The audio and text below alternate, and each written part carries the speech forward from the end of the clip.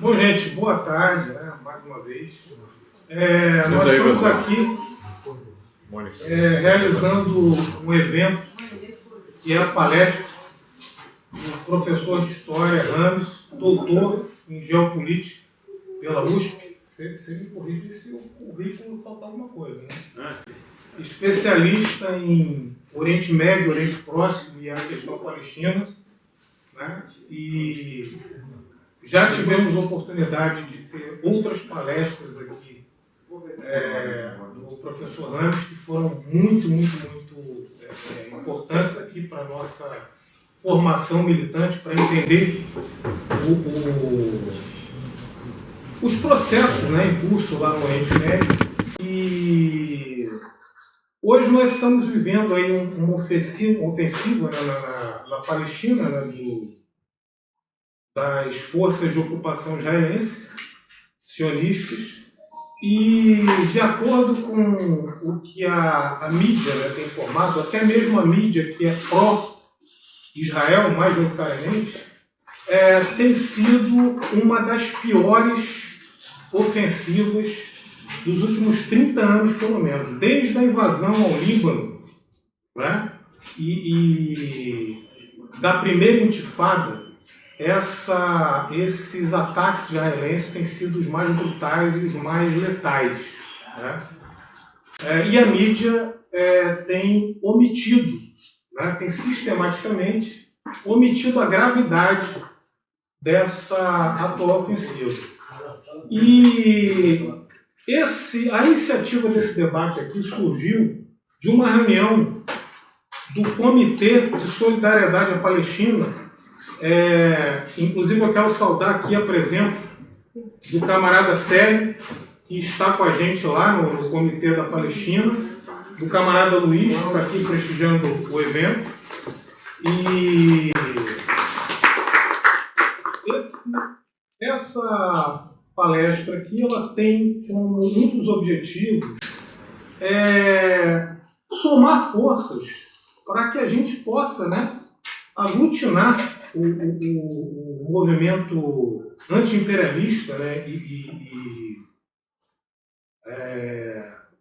que tem uma história aqui na esquerda do Rio de Janeiro, né? Nós temos histórias de grandes mobilizações, de grandes ações de solidariedade internacional, e eu acho que nós temos que retomar essa solidariedade internacional que, no nosso entendimento, inclusive no Comitê da Palestina, tem sido muito aquém aqui no movimento social aqui do Rio de Janeiro, do Brasil como um todo. A solidariedade internacional não tem sido prioridade. E a gente está nessa luta para resgatar isso, né? Eu acho que hoje, mais do que nunca, a solidariedade internacional é importante, porque os ataques, né, o inimigo que hoje massacra a população palestina é o mesmo inimigo, né, que hoje massacra a população aqui do Brasil, massacra a população nas favelas. É o inimigo, é o capitalismo na sua fase atual, né, como Lenin dizia, que é a fase imperialista, né?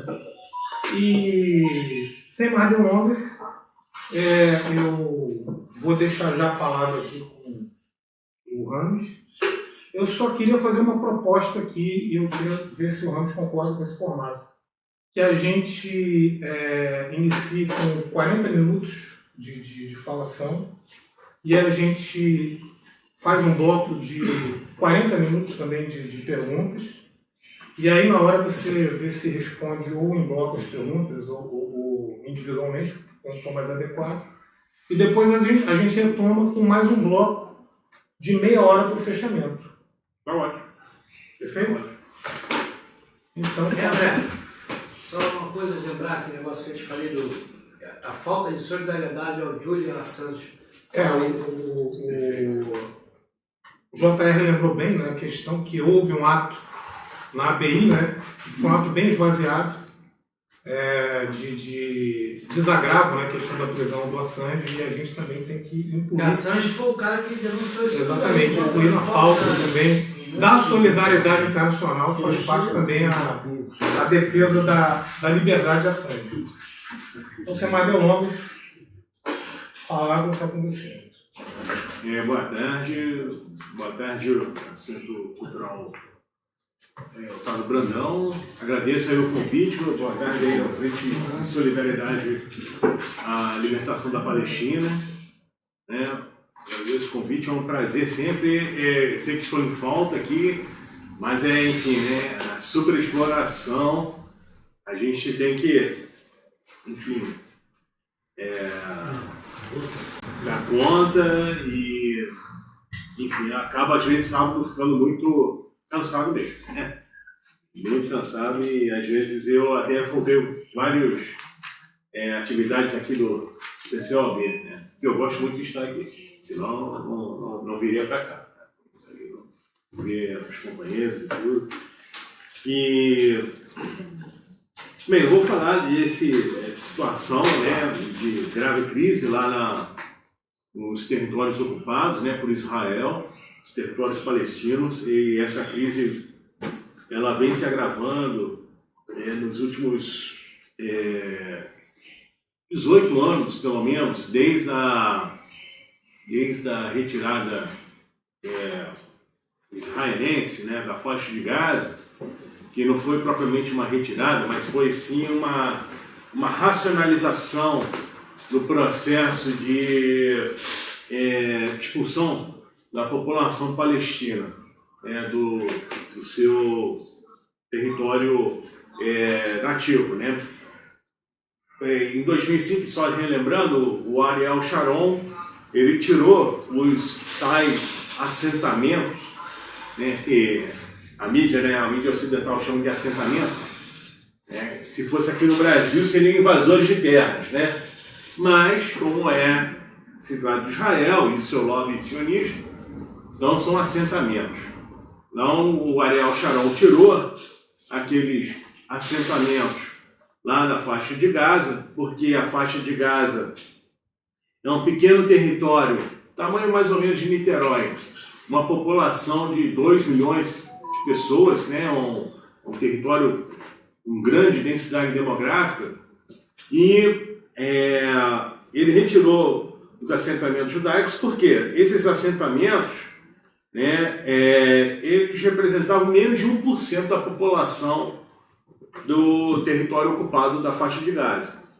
Então, ele tirou, né, teve lá uma revolta e ele pagou um preço caro por isso, né, que ele ficou em coma, né, vocês sabem que ele, final de 2005, início de 2006, ele adoeceu, ficou em coma e morreu em coma 7 anos depois, em 2013. E com a retirada desses israelenses, então a faixa de Gaza virou um campo aberto para bombardeios, né, aéreos, um campo livre, né, para você bombardear, massacrar a população.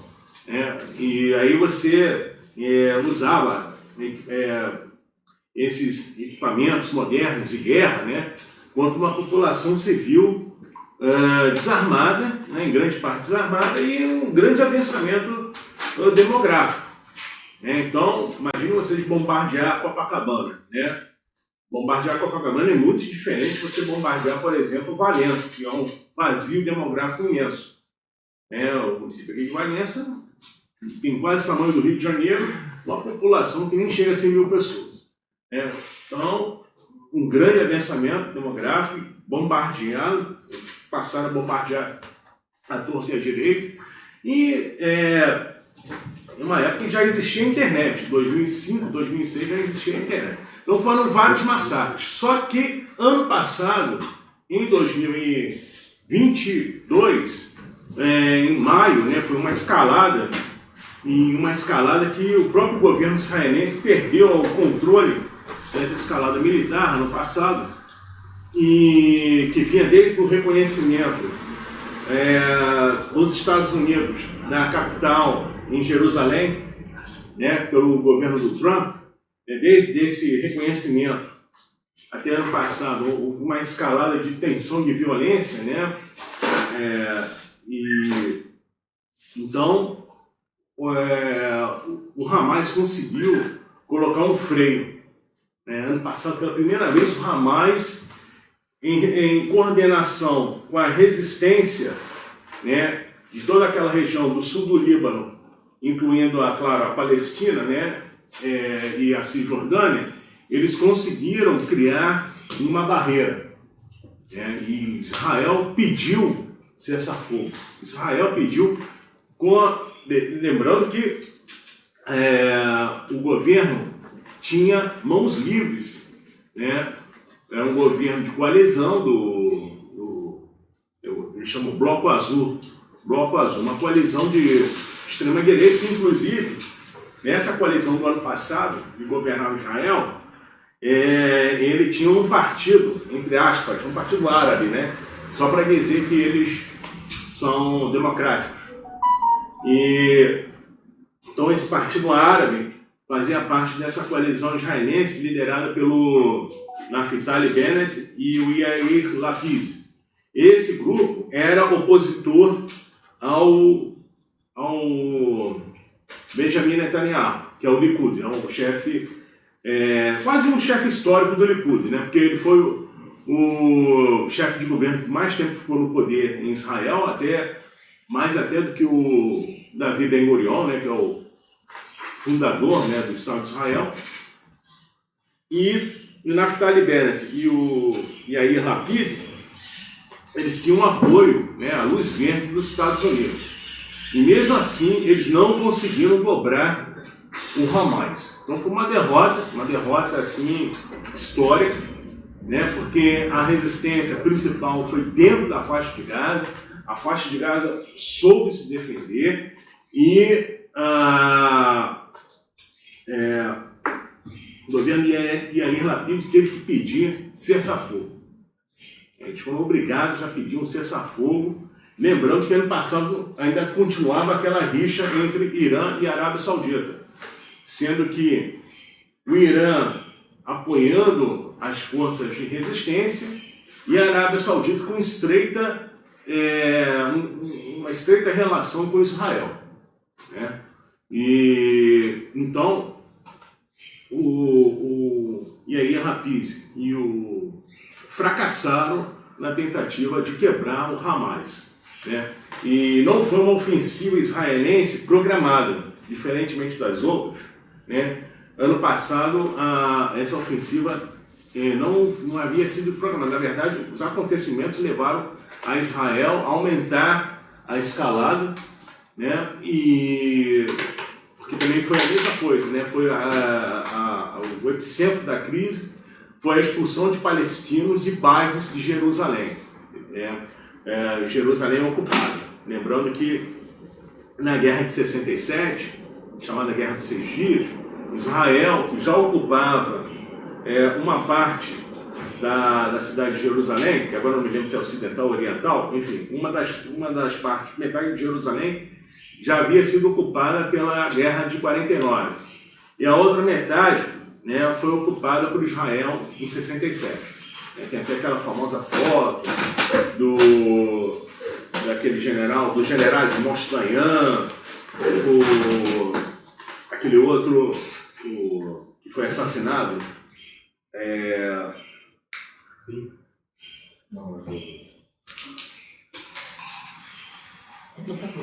Foi primeiro-ministro? Foi primeiro-ministro, esqueci. Eu vou lembrar. Tem um parque com o nome dele. Isaac Rabin. Isaac Rabin, perfeitamente. Botafogo. Eles têm a famosa foto dele lá no Muro das Lamentações, esses generais todos. E Igal Alon, né? O general Igal Alon, ele foi um mentor, né? Ele foi o principal mentor do projeto de ocupação dos territórios palestinos. Ele foi o mentor, lá em 67, porque eles perceberam, quando venceram a guerra de 67, a demografia israelense iria ser transformada, porque não se tratava apenas de tomar territórios, eram territórios onde você tinha uma grande densidade de população palestina. E aí, como lidar com isso? E o Igal Alon foi um mentor, né, intelectual, nesse projeto de ocupação desses territórios. Quais são os territórios? A Cisjordânia, que faz ali fronteira, né, que está ali nas margens, né, como o próprio nome fala, né, está nas margens do Rio Jordão, fazendo uma fronteira com o Reino da Jordânia. E a faixa de Gaza, né, que até então, até 1967, estava sob controle egípcio, né? Naquelas negociações que houveram em 1947, 49, entre Israel e o governo fantoche do Egito, que na verdade era oficialmente independente, mas naquela época, em 1947, 49, o reino do Egito na verdade era um protetorado britânico. Essa era a verdade. O governo egípcio era um protetorado britânico. O governo do egípcio ele só se torna independente, soberano, quando há a Revolução dos Oficiais Livres em 52. Ali sim, com o Nasser, né, os oficiais livres, ali sim você tem um governo soberano, um governo revolucionário, um governo realmente atento às demandas populares. Então, só que, como a gente sabe, né, Israel venceu em 47, 49, o Estado de Israel foi fundado e a faixa de Gaza passou sob controle egípcio e esse controle egípcio foi perdido em 67. Foi perdido em 67. Então, em 67, Israel ocupa a Cisjordânia e ocupa a faixa de Gaza. Então, são grandes avançamentos de populações palestinas. Então, qual foi a ideia desses militares israelenses, né? Botar colonos, né, que eles chamam de colonos, assentamentos judaicos, né, israelenses, dentro desses territórios palestinos. Para o quê? Primeiro, como o próprio todo projeto colonial, você tem que ocupar território. Né? Não basta você controlar, tem que haver uma ocupação de fato. E só a ocupação de fato quando você tem uma população morando lá. Né? Ter tropas apenas não basta.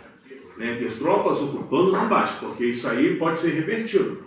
Né? Se você está ocupando um território com grande densidade populacional, você manter só tropas militares, isso não basta. Tem que ter uma população fixa, residente ali.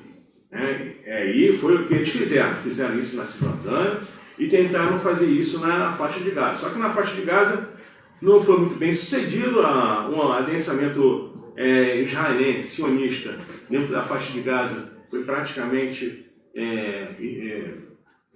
insignificante, né? Foi pouco expressivo, mas na Cisjordânia não. Na Cisjordânia, que era realmente o principal objeto, né, de expansão de Israel, ali houve sim um grande projeto de colonização e assentamento de famílias sionistas, né, nessa região. E eles, então, o que eles faziam? Né? Tinha o Ministério da Agricultura e o Ministério da Habitação. Esses dois ministérios, eles distribuíam terras para famílias israelenses, sionistas, que muitas vezes vinham dos Estados Unidos, vinham da América Latina, vinham da Europa, vinham da Rússia, né? Aí falaram assim, vocês vão morar na Cisjordânia. E a gente subsidia. Se um apartamento, vamos supor, né, em Tel Aviv, custa R$150.000, né, lá na Cisjordânia, vocês vão receber apartamentos por 30 mil. Nós subsidiamos o restante.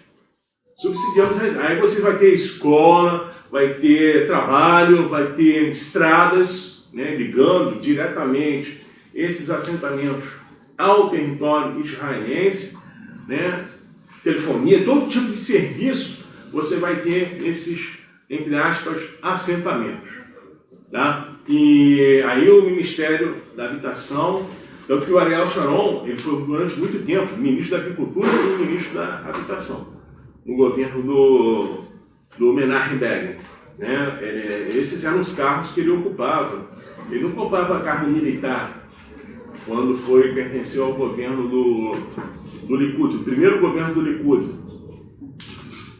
em Israel em 77, né? Que foi aquela grande virada que houve em Israel, né? Naquela elite sionista. Eles são divididos a divisão, né, como todo estado de apartheid, você tem uma hierarquia racial, né, você cria uma hierarquia racial nessa sociedade de apartheid. Tá? Inclusive uma hierarquia racial dentro da raça, da considerada raça dominante. Né? Entre eles tem uma hierarquia racial. Então, os judeus askenazes são o topo, né? Quem são os judeus askenazes? Ou askenazitas, né? São os oriundos da Rússia, né? Do leste europeu, e os da Europa Ocidental. Então, judeus ucranianos, né? Os judeus franceses, né? E França é um país latino. Né? Lembrando que a França é um país latino, mas a gente sabe que a França pela sua aliança com a Inglaterra, né, a França faz parte do mundo ocidental. Então a França é vista como parte do mundo ocidental. Né? Então esses judeus, os judeus dos Estados Unidos, né, são os askenazes. Aí embaixo dos judeus askenazes tem os judeus mizraíns, né, que são os judeus de... Perdão, askenazes, sefraditas. Os sefraditas são os judeus, entre aspas, orientais. São os judeus oriundos do mundo latino. Né? São judeus que são oriundos do mundo latino, que são os da Espanha, de Portugal, da Grécia, né? Da Romênia. Né? A França não, a França é ocidental, né? Pela sua aliança com a Inglaterra, né? A Entente. Né? E os judeus italianos, a Itália sempre teve também uma comunidade judaica, né, e também foi assimilada aí como judeus askenazes. Né? Então os sefraditas são os do mundo latino, que é inferior, né, dentro desse hierarquia racial anglo-saxã. Veja só, lembremos que Israel é um projeto colonial britânico. A origem do projeto sionista é o projeto colonial britânico. Como os britânicos iriam ocupar um território próximo ao canal que os franceses estavam construindo ali no Mar Vermelho, entre o Mar Vermelho e o Mar Mediterrâneo. Tá? Então, tinha que ter uma colônia lá. A Inglaterra, como ocupar e legitimar colônias lá no sudoeste da Ásia, no norte da África, colônias britânicas. Né? Então, os britânicos já pensavam em aliança com os judeus e criar um movimento sionista para ocupar a região, ajudar os britânicos a ocuparem a região. Então, esse projeto, né, britânico, ele também trazia essa hierarquia racial dos britânicos para dentro da Palestina. Então, os askenazes, os sefraditas, e embaixo dos sefraditas, os judeus mizraíns, que são originários do mundo árabe. São os judeus que viviam ali no Egito, no Iêmen, né, que, aliás, os judeus em Iêmen têm um grande problema lá dentro de Israel, né, enfim, os judeus da Síria, do Iraque, por aí vai. E abaixo dos judeus mizraíns, né, Misra, em árabe, Egito, né, ao pé da letra, Misri seria Egito, né? Mas na verdade ele trata-se dos judeus de todo o mundo árabe. E abaixo dos mizraíns vieram os judeus falachos da Etiópia, naquela operação que os israelenses fizeram entre o final dos anos 70 e a primeira metade dos anos 80, que era trazer os judeus da Etiópia, né, para Israel. Né? Enfim. Então, tanto que se vocês perceberem, né, não sei se vocês já viram fotos dos soldados israelenses nas últimas guerras, né, nas últimas ofensivas israelenses, vocês podem perceber que boa parte dos soldados israelenses são de origem africana. São judeus falachos. Vocês podem perceber, se vocês olharem as fotos, né, muitos dos soldados israelenses são judeus de origem africana. Então, você tem essa hierarquia, e essa hierarquia racial, a base deles são os palestinos, são os árabes palestinos. Aí esses não têm direitos. Existem outras comunidades árabes pequenas, como aqueles libaneses que apoiaram Israel, a invasão israelense, a ocupação israelense em 82, fugiram, né, com medo da represália da resistência, né, liderada pelo Hezbollah, fugiram para Israel.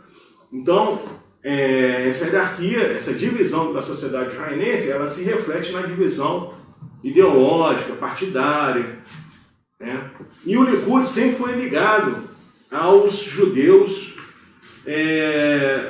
tanto os judeus mizraíns quanto os sefraditas, né? Ele reflete essa mudança demográfica, porque conforme foram entrando os judeus dessas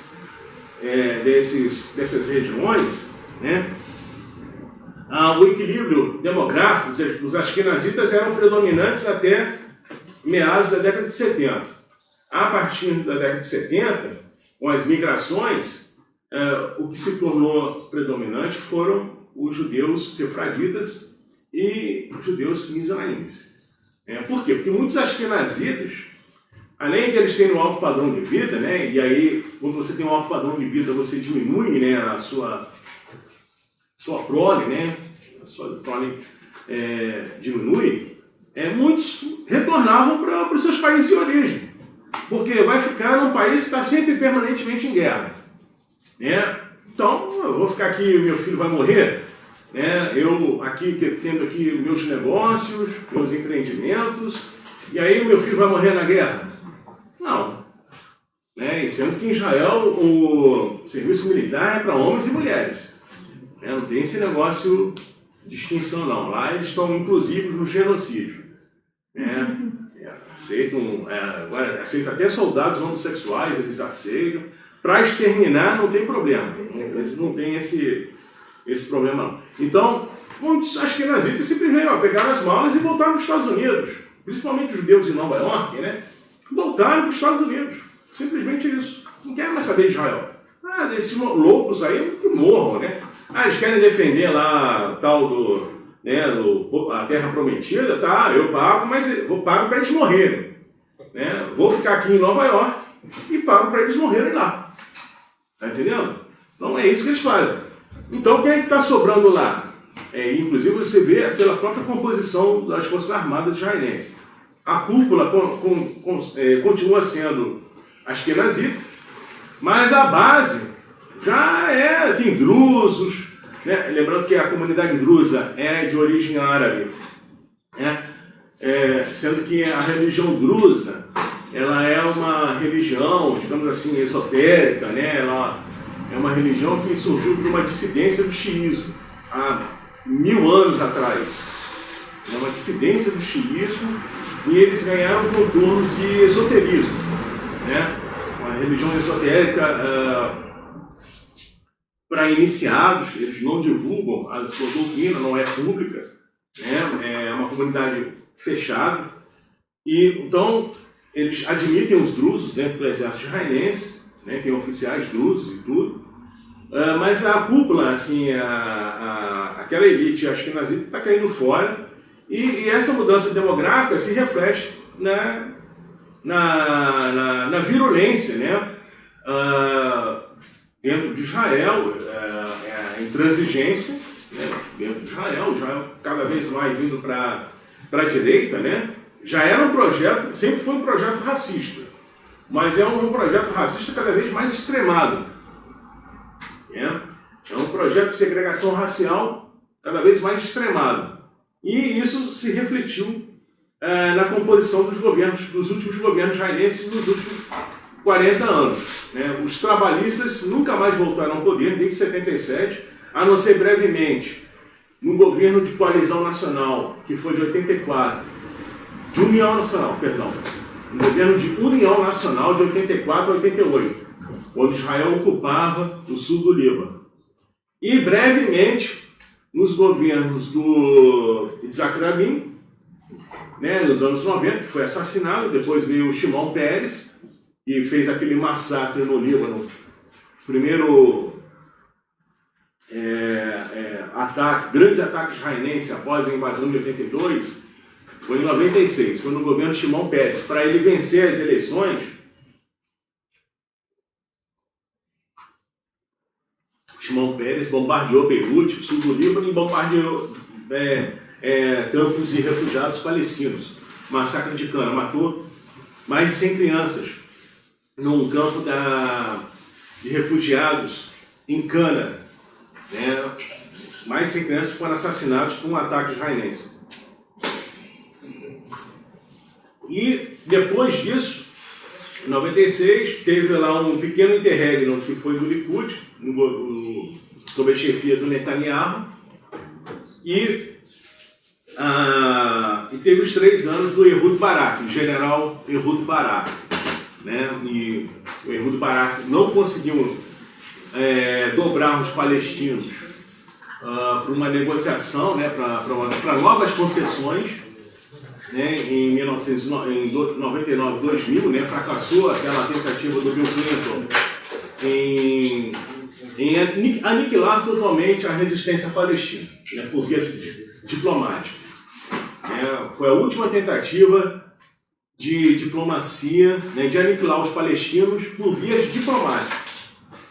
Foi o Bill Clinton em 2000, aquela fracassada negociação em 2000, que teve aquela cena do Arafat empurrando o Ehud Barak tentando empurrar o Arafat, mas o Arafat botando, e o Arafat disse não, O Arafat fez grandes concessões nos acordos de Oslo, Ele fez grandes concessões, na verdade foi quase uma rendição dos palestinos nos acordos de Oslo, lembrando que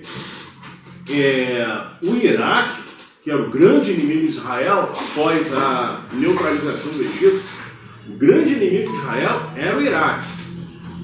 O Saddam Hussein não foi derrotado na guerra de 90 a 91. Ele não foi derrotado em 90 e 91. Quem foi derrotado foram os Estados Unidos. Ou você até, sendo muito concedente com os Estados Unidos, você pode dizer que houve um empate militar, Os Estados Unidos conseguiram realmente expulsar as tropas iraquianas do Kuwait, mas os Estados Unidos não conseguiram derrubar o governo do Baás. Então foi uma derrota. E os Estados Unidos não é o Uruguai, não é o Paraguai. Uma guerra, a maior superpotência militar.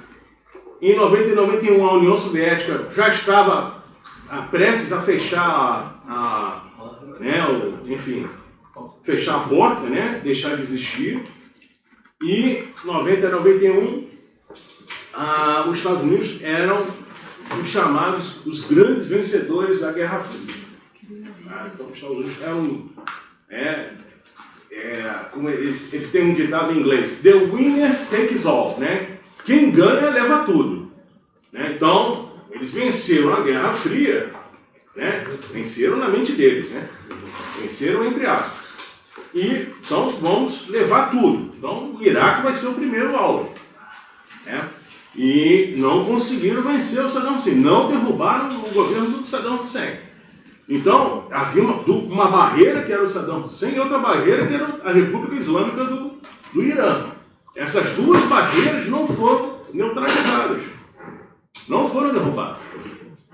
E então as concessões que o Arafat fez na década de 90 foram muito graves. E se o Arafat aceitasse aquela derrota em 2000, aí seria o suicídio político do Arafat, que ele não comete. Ele diz não para o Bill Clinton, e aí o Arafat, acontece aquilo que aconteceu em 2004, foi assassinado, enfim, quer dizer, oficialmente ele morreu passou mal, Ele passou mal e morreu.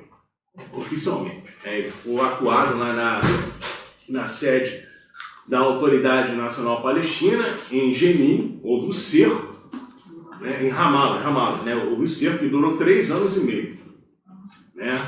O Ariel Sharon, aí ele passou mal, entre aspas, e foi levado lá para a França, se não me engano, onde ele morreu. Veio a falecer em 2004. Então, Israel, enfim, parecia que Israel tinha vencido esse processo. Só que, enfim, teve a resistência do Hamas, o Hamas com apoio do Irã, sendo que Hamas e Irã têm ideologias opostas, embora eles sejam movimentos islâmicos, né, República Islâmica do Irã e a resistência islâmica da Palestina, o Hamas, ele não é só pelo fato de ele ser sunita, ele é a Irmandade Muçulmana, é um braço da Irmandade Muçulmana, e a República Islâmica do Irã é xiita, né? Então tem pensamentos diferentes, tem formações teológicas diferentes, enfim.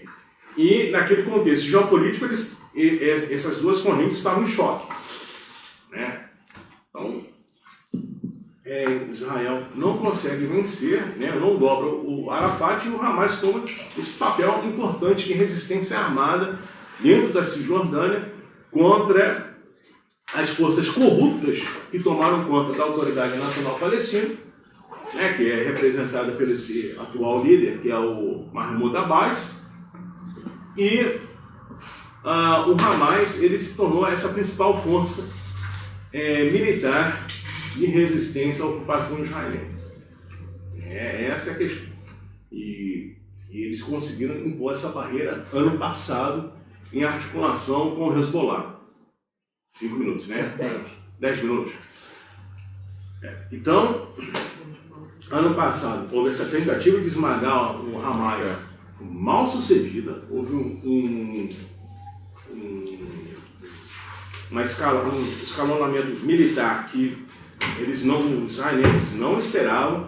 Israel está em crise porque, embora tenha um grande crescimento econômico, né, nos últimos 10 anos, Israel está tendo um crescimento econômico, o padrão de vida dos israelenses aumentou, né? Livrando-se daquela crise que tinha nos anos 80 e 90, né?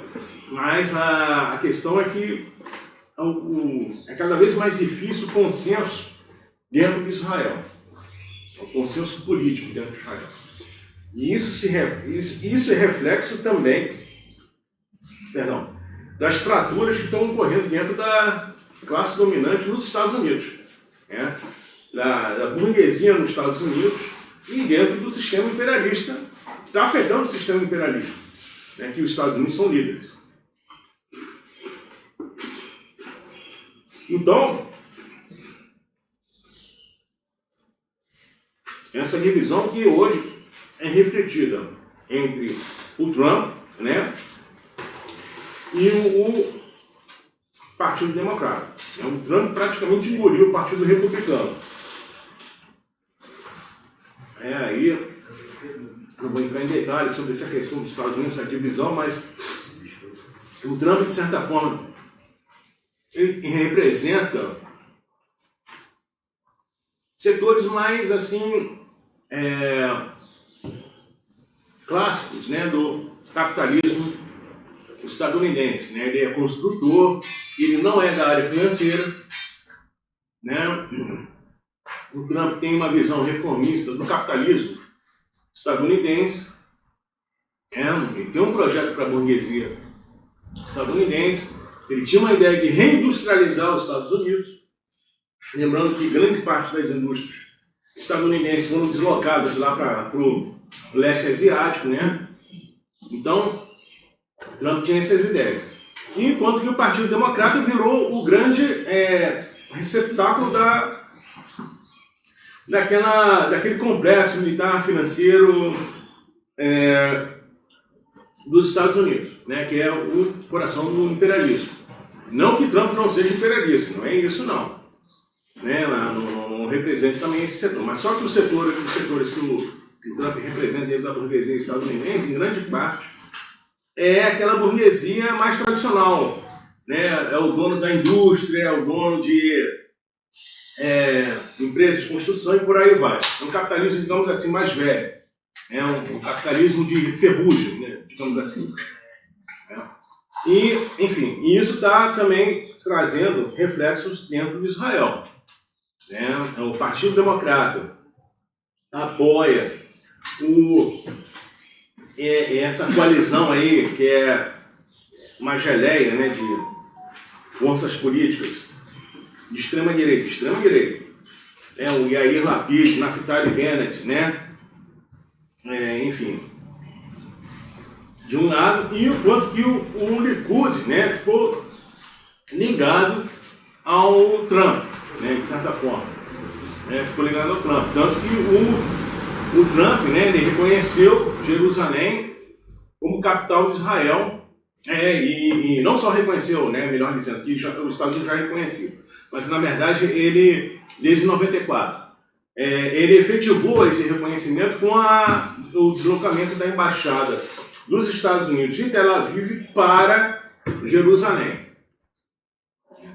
E o Trump, ele tinha essa ideia de Israel, né, fazer acordos de paz com os regimes mais conservadores do mundo árabe. Então, Israel foi reconhecido pelo Bahrein, né, foi reconhecido lá pelos Emirados Árabes, enfim, reconhecido pelo Catar, né, reconhecido pelo Omã, agora reconhecido pelo Sudão, né, lembrando que o Sudão reconheceu Israel, o golpe de 2021, né, hoje tem um golpe de Estado em curso lá no Sudão. Enfim, ele foi arranjando esses acordos de Israel dentro do mundo árabe, né, o espectro reacionário do mundo árabe, mas ligado ao Likud. Então, esse choque, né, entre essas forças, né, ele foi agravado pelo impasse, né, de Israel frente à Palestina e a derrota israelense na Síria, né? Lembrando que Israel queria derrubar o governo de Bashar al-Assad.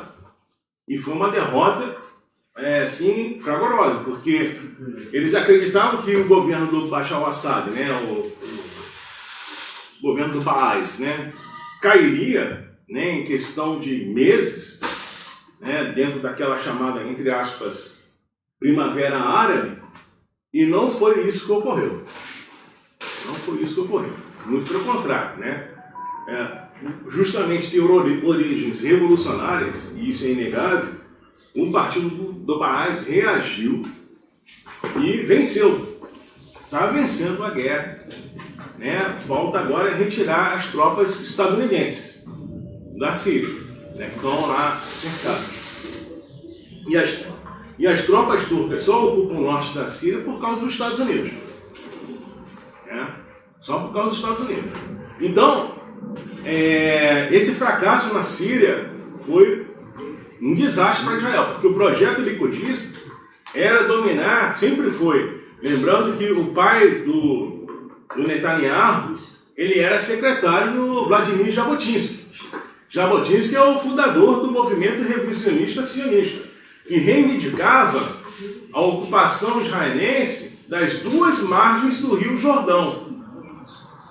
Né, porque o Império Britânico proibiu, né, que os sionistas ocupassem as duas margens do Jordão.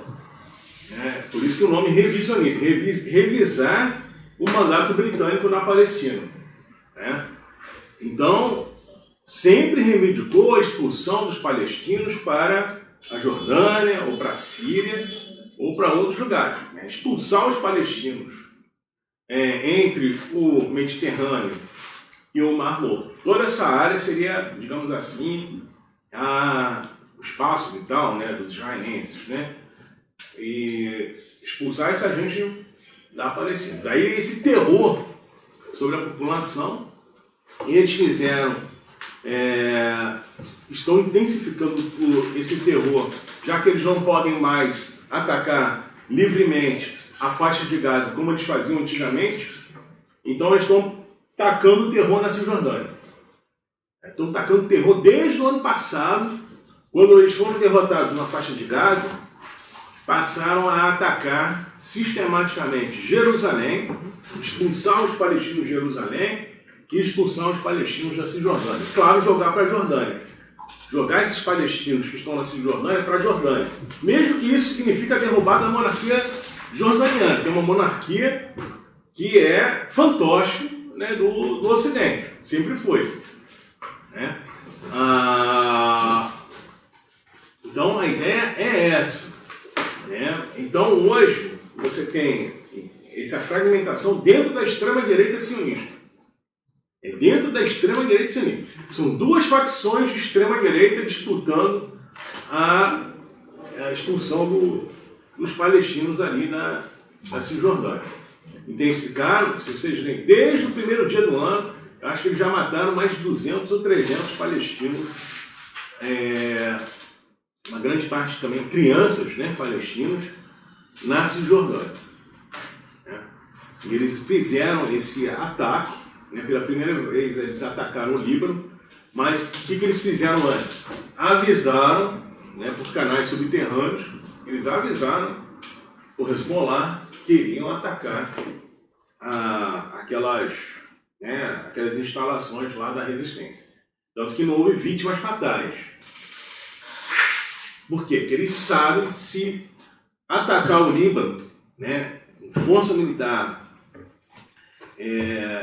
fulminante, o Hezbollah, como disse o Nasrallah em 2006, se voltarem a atacar o Líbano, nós atacaremos Tel Aviv. Porque Tel Aviv é a bolha, né? É o jardim de Éden dentro de Israel.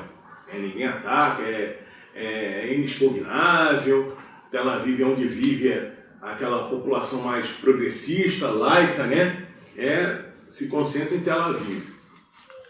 Então, o Hezbollah falou, isso aí a gente vai.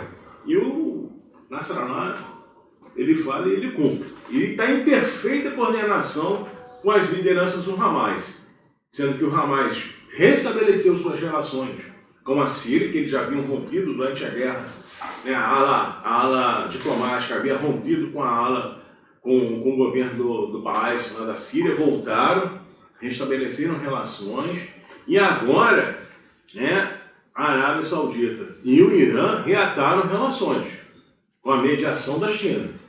Então, estão revertendo toda aquela política de dividir para governar, de balcanização do sudoeste da Ásia, do norte da África, né, o chamado Grande Oriente Médio, né, que o Bush falava, né, implodir aquilo lá tudo, né?